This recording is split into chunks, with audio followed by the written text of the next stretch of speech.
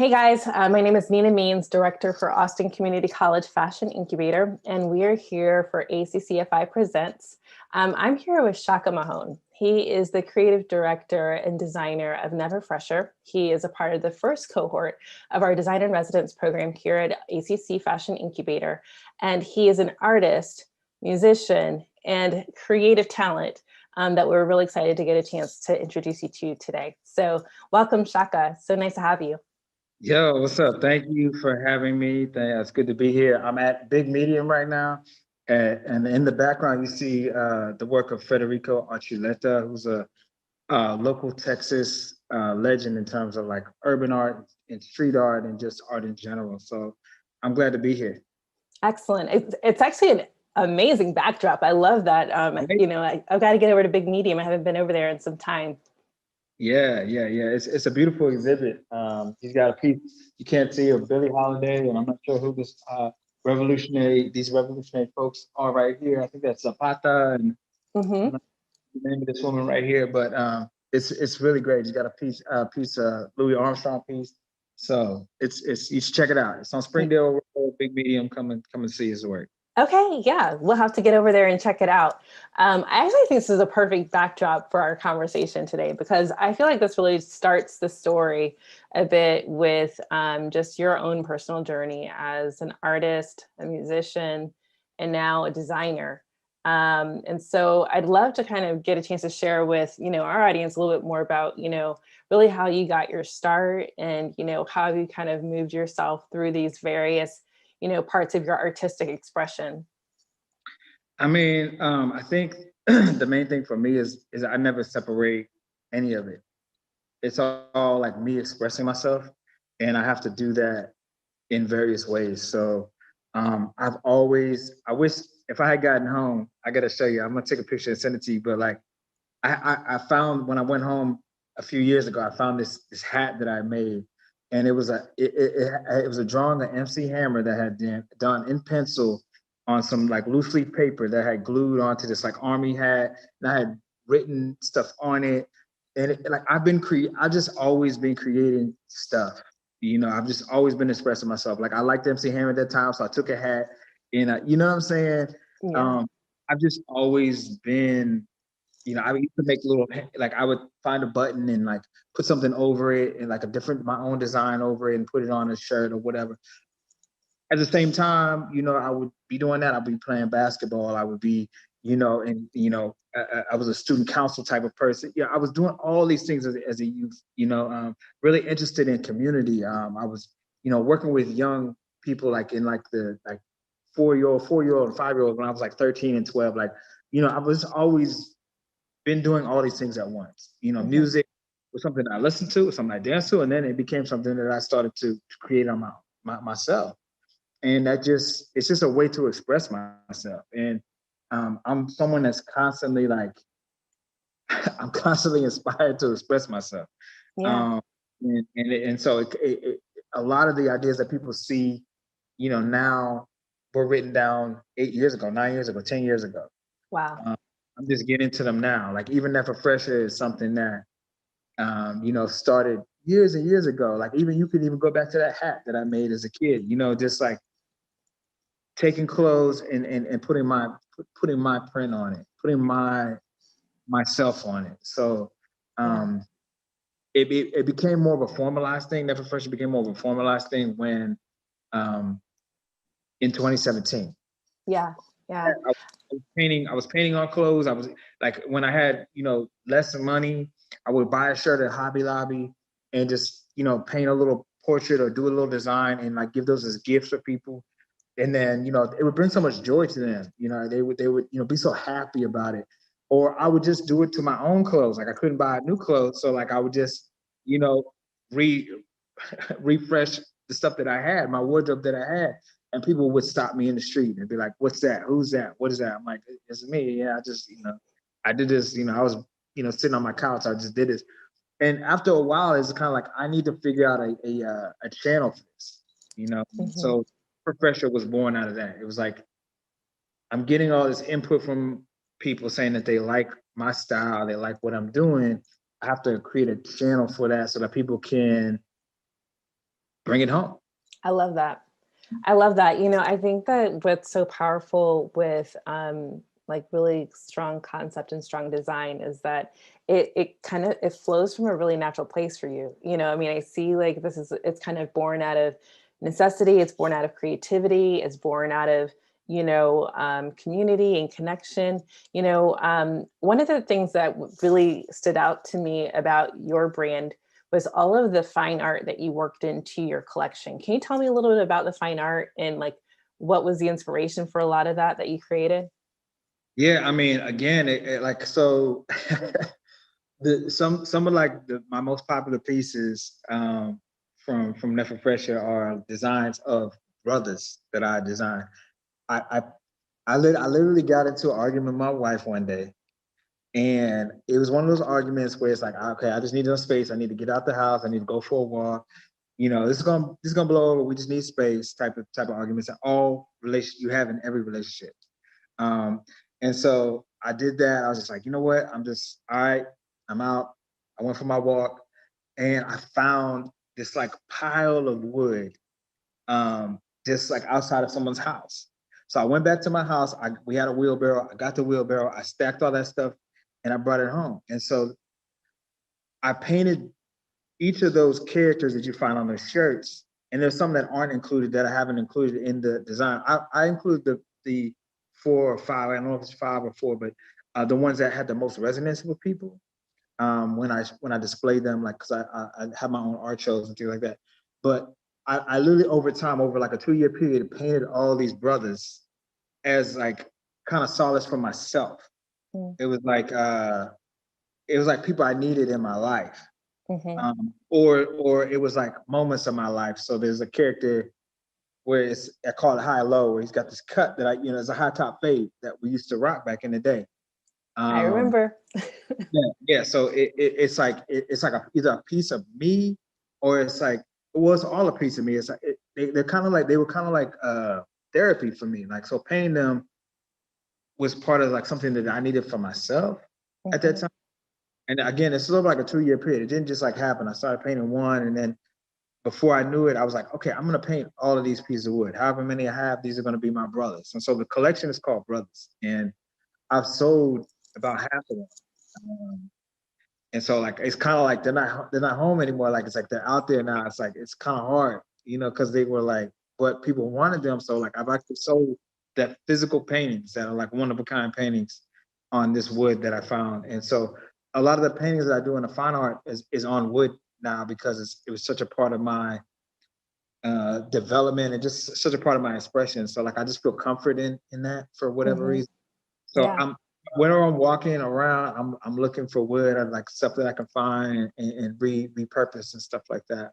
That's so cool. So so one of the things that I really love about your art is that it's, you've got this like upcycling kind of sustainability component, kind of found pieces and, painting and kind of creating something like that. But I feel like you put a piece of that into your collections, for the brand. So, when did you decide to kind of take it from, the art that people are buying, from these art shows that you're doing and, different places that people are kind of taking you in as a fine artist versus, because I think you're at the Blanton as well, right?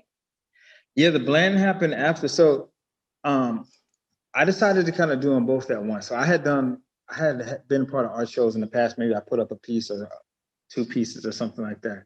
But in 2017, I had my own art show. It's called People of Color. And I featured all of this work that I had done, which included the brothers, which is like a whole wall. And then it had other pieces. And I also launched my clothing line at that time. So it I was see. both simultaneously, and the things that you saw on the wall, you could see on the shirt. And that was 2017. And I decided to do that because I wanted people to see the connection and feel the connection. Absolutely. And so I had models, like we had like a little runway, and we did it at Antone's on was it 5th Street? Mm-hmm. And it was a great event. It was like hundreds and hundreds of people came out, and I sold a bunch of my so I do screen prints as well, because not everyone can afford like the actual real piece. So I was selling the screen prints. I had the shirts. I had all these things. So it was like 2017 was like my official, like, okay, like I'm doing this, like this is real type of thing. And the online component allows me to really play with designs and not worry as much about the cost, because fashion is something, we've spoken about this. It's very expensive. It's a very you have to either have like a rich friend, or you have to access the resources, something. I mean, even just buy a sewing machine, right? That's not that expensive, but that's the first, if you want to get into it, there's a lot of costs involved. It's not like basketball where it's like, you can just go out to the court and improve, right? Right. You need supplies, you need all types of things. So art in general has a cost to it. So the online aspect allows me to design things within a certain um, frame. So they have like t-shirts and hoodies and things that I can kind of design. So there's a little bit of a limitation to it, but it also allows me to get my ideas out there. Absolutely. I have ideas for button-up shirts. I have ideas for jackets. I have ideas for pants. I have ideas for, but I can't get there yet. So I think, like, for me, the fashion incubator is kind of like a opportunity for me to just dream a little bit and think about those ideas and learn more about how those things get created. Because I've had a decent amount of success online, just with the t-shirt, hoodie, kind of like legging, just the basic things that you can do on a print on demand format. But I really want to like take complete control of the production ultimately, so that things can be more sustainable, because a lot of these products aren't necessarily, that's not the priority. I want to make sure that the things that I'm putting out in the world are really like something that's doing good for, not just for the person that's bringing it in and wearing it and feeling that energy, but also for the environment and just our overall planet. That's awesome. That's great. I love your passion for what it is that you're doing too, because I feel like, with designers, sometimes it can just be about, well, what's going to make me the money fastest, or, but I think that, like, one of the things that I've seen with you is that you've been really thoughtful about the kind of product that you're putting out, in terms of trying to test different ideas and trying different color assortments and trying different prints, and, okay, well, which one's doing better? Is it better when it's smaller or bigger? If you guys get a chance to see Chaka's collection online, you should definitely check it out. It's NefrFreshr, and it's but the website is Fresh to Life, right? It's FreshToLife.com. So with a two. So, but there's some really exciting pieces on there. All his original artwork, kind of reimagined into these various pieces. So you get a piece of Chaka when you get the clothes. So that's really cool. But in terms of, like, so I know you've got the website. Is that the primary way that people are finding you online, or like, I wasn't sure if there's like any other social media handles that. Yeah, I have the Instagram is Nefr, NefrFreshr. And so the Nefr aspect comes from Nefertiti. It's an inspiration from the ancient.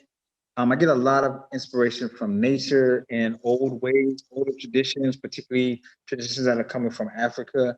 Me and my wife just traveled to Africa in January. I want to spend more time in Africa. I get a lot of inspiration from that world, and the spirit that comes from, and the energy that comes from that world. But also, I'm a person living in quote unquote modern times, or the present, or whatever. So it's like the ancient and the fresh together. People think about ancient, they usually think about the past, but again, I don't separate those things. Like, past, present, and future are all right now. You put a seed in the ground, and that whatever it's going to grow into is inside of that seed, right? It lives in the moment, right then. It's going to grow and eventually become an oak tree or whatever it's going to become, but that potential and that reality is already inside of that moment when you put it in the ground. And wherever you pulled it from is its past. So these things all live right now. The person that you see right now in front of you is a result of everything that happened in the past. There's no separation, and whatever I'm going to achieve and become in the future is a part of what I am right now. So past, present, and future is all one.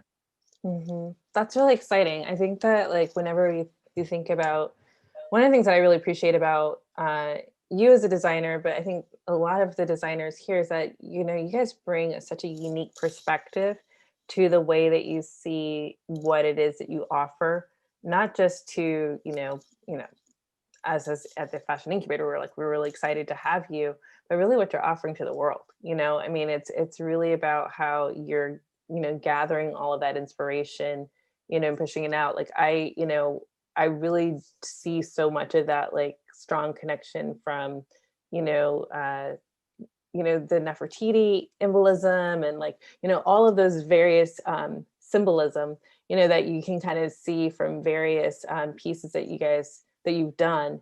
Um, I feel like some of the things that, have been kind of impacting us now, that even as we're kind of, embodying that potential you're talking about, we've been kind of in the middle of this crazy pandemic. Has any of the things that you've been working on, significantly changed for you this year, or have you kind of reimagined, what it is that you kind of see immediately for your brand as a result of the pandemic?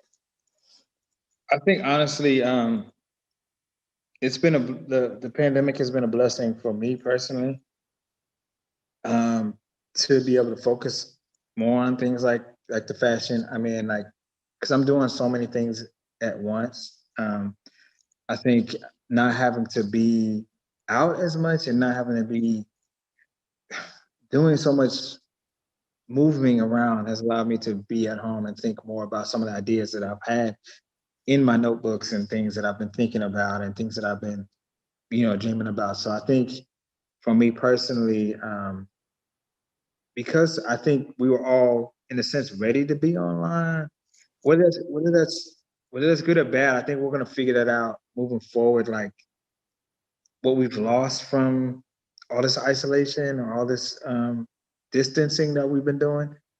Um, I think for me personally, it's been good for my brand and just good for me to be able to reach people online. Mhm. It's an outlet, as opposed to like having to bring everybody to a space, and do like, back in the day, when we first started making music, like when I think about events, like we had to, first of all, come up with the concept, okay, book the band, book the venue, design the flyer, then go up, print it, cut it up at Kinko's, you know what I'm saying? Hand them out. Send Mhm. 200, 300 flyers, hand them things out, like go around, move around the city or whatever.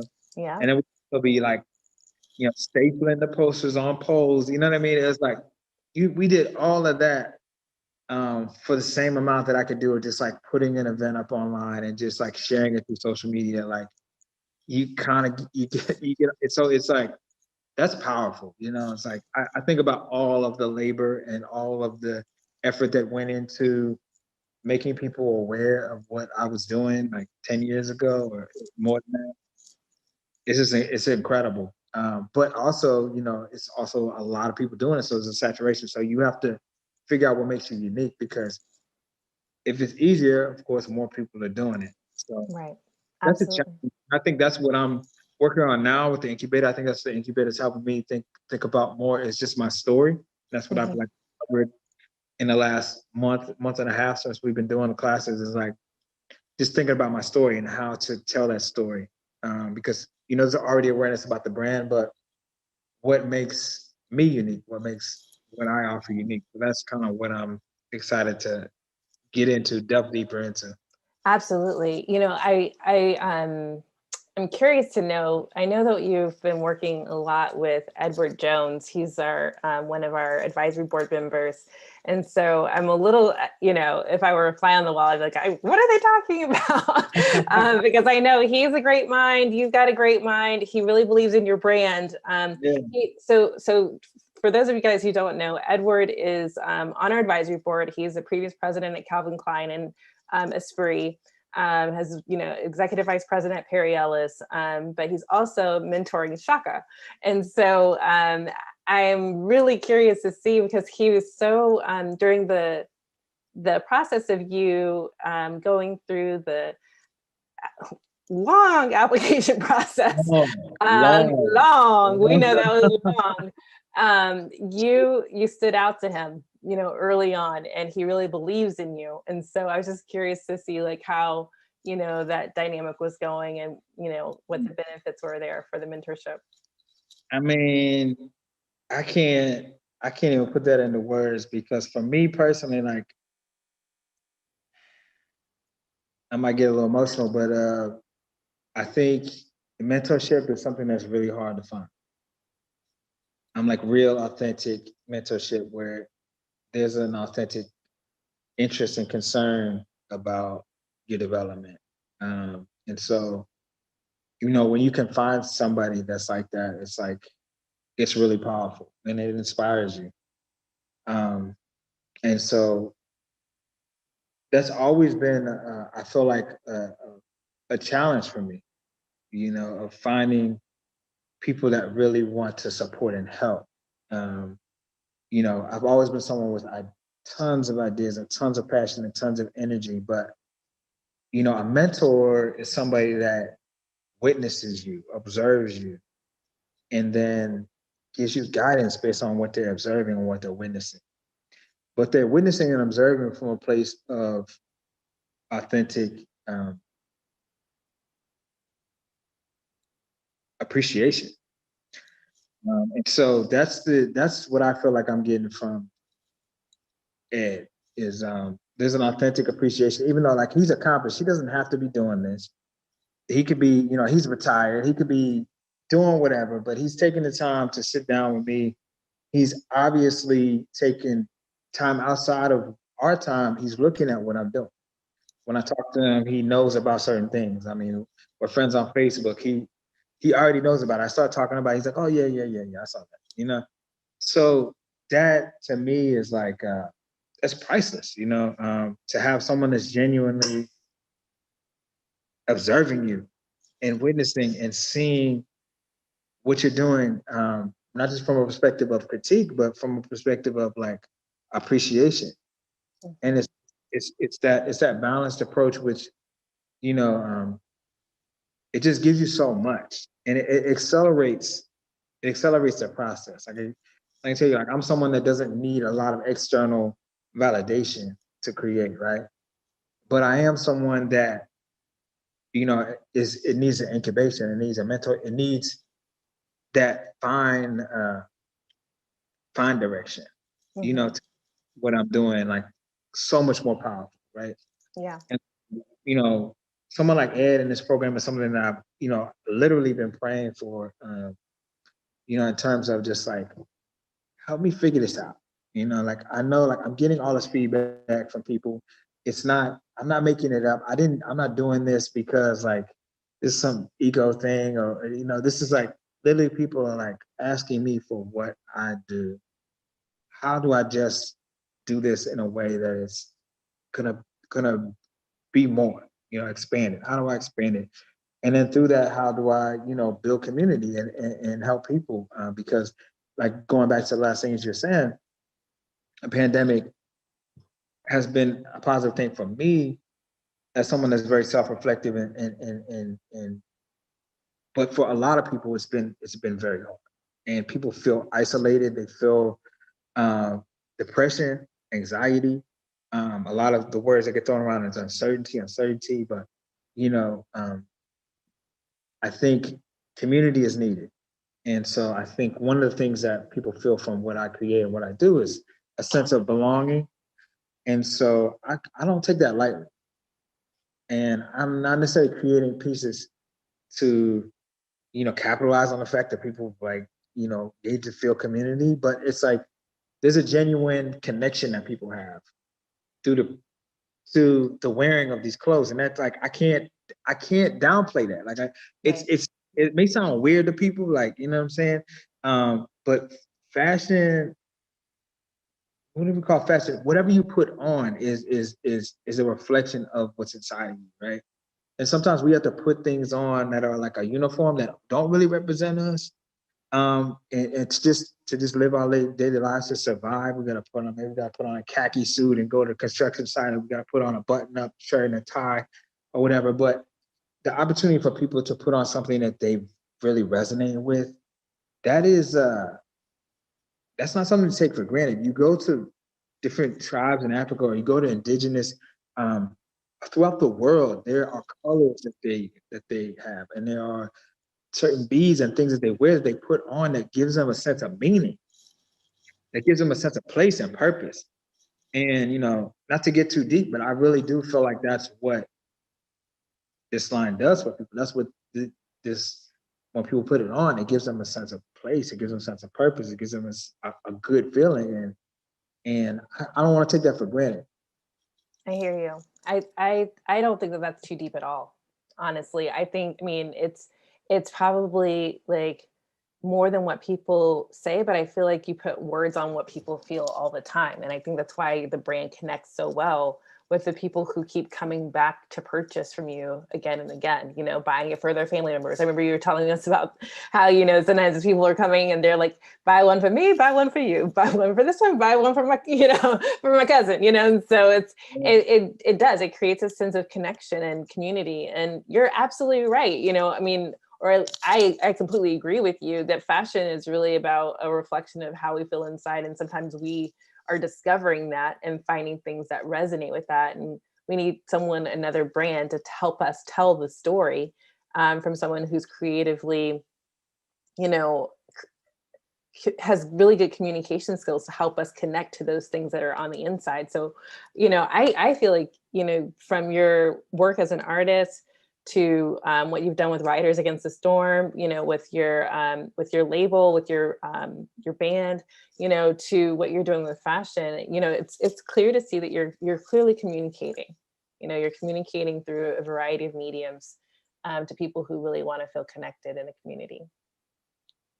Yeah, and that's what inspires me to keep going, because again, like, I'm not necessarily connected with fashion world. I feel kind of ambiguous about that aspect of it, and just like what it is for certain people, or I don't know. Like for me, that was kind of my hesitance about even like exploring this side. But I do feel like there is something in it that's like pushing me forward, that makes me want to continue to explore it. And it's not about it in the art world either. Like these things become very click. I don't know what the word is. I'm not the word. It just becomes very much about who you know and who this and the trend. You know what I mean? It just becomes on maybe things that are more external and less internal, and not as I don't know, just important. Whatever. I don't want to say that, but to me, like, what excites me is that people feel something inside. Yes. As opposed to like putting on a brand and having it, reflect something about them and their importance and their value. Well, I got this on, so I'm valuable. Right. It's something like, I got this on and I'm value. I'm valued. I'm valued. Like, you know what I mean? It's not like for me, myself. It's not an outside validation. Yes. Yeah, no, I'm with you. It's kind of like, okay, am I wearing this label to kind of to tell myself that I'm valuable, or am I wearing this label to kind of demonstrate the value that I feel for myself already? There it is. I see you wanting to like really like pull that out of people instead of trying to like dub them value. You're like, you got it already. We're just helping you to bring it out. This is recorded. I'm gonna have to write that down, because it is recorded. You can go back and play it whenever you like. I haven't been able to figure out how to put that in words yet, but there it is. All right. Well, but I think that one of the things that we really appreciate is that everyone is not coming to fashion from the same place, and I think that the diversity in fashion helps us tell a new story. So whenever you think about kind of the future of NefrFreshr and like how you would like to see it evolve, what are some of the things that you're hoping for personally? I mean, I honestly would like to see it be a global brand that is sustainable, that has a a really robust community of creators that are supported through it, from designers to you know, the people that make the clothes, that there's like a really deep connection to feeling like they're a part of something larger, just even whoever's sewing it and putting it together. That there's a connection between them and the people that are receiving it, and that there's a awareness that you know, we can really have a true social impact through fashion. You know, I think like years ago, companies like Tom's, Mm-hmm. I think they kind of really started that, and I feel like I'm coming in and I'm trying to figure out really like the next depth to that, because it's like, yeah, I love the fact that okay, someone buys the shoes and someone, you know, gets a shoe or something happens on the other end, but like I want to connect all ends, you know, like the people that are creating it, the people that are receiving it, the entire thing as one.